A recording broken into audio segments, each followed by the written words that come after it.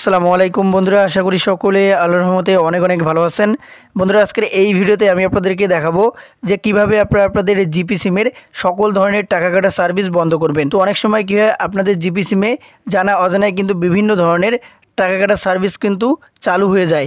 এর ফলে কী হয়, আপনাদের জিপি সিমে যখন মোবাইল রিচার্জ করে থাকেন তখন কিছুক্ষণ পরে দেখতে পান যে আপনার যে জিপি সিম রয়েছে সেই সিমের টাকার ব্যালেন্স থেকে কিন্তু অটোমেটিক টাকা কেটে নিয়েছে। তো এই সমস্যায় যদি আপনারা পড়ে থাকেন তাহলে আজকের এই ভিডিওটি আপনারা অবশ্যই শুরু থেকে শেষ পর্যন্ত দেখবেন, কেননা আজকের এই ভিডিওতে কিন্তু আমি আপনাদেরকে দেখাবো যে জিপি সিমের সকল ধরনের টাকা কাটা সার্ভিস কীভাবে আপনারা বন্ধ করবেন।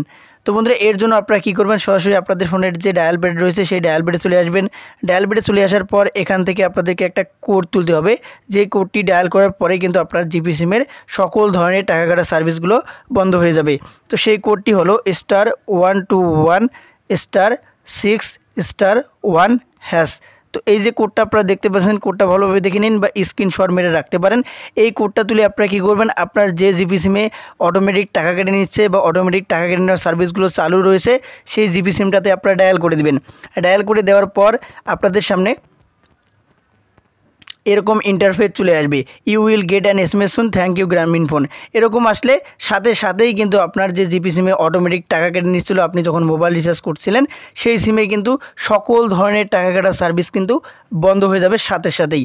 তো আপনাদের ফোনে একটা এসএমএস আসতেও পারে, আবার নাও আসতে পারে, বাট এই এসএমএসটা আসলেই কিন্তু বুঝতে হবে যে আপনার সিমে যে জিপি সিম রয়েছে সেই সিমে কিন্তু অটোমেটিক যে টাকা কেটে নেওয়ার সার্ভিসগুলো সেগুলো কিন্তু বন্ধ হয়ে গিয়েছে।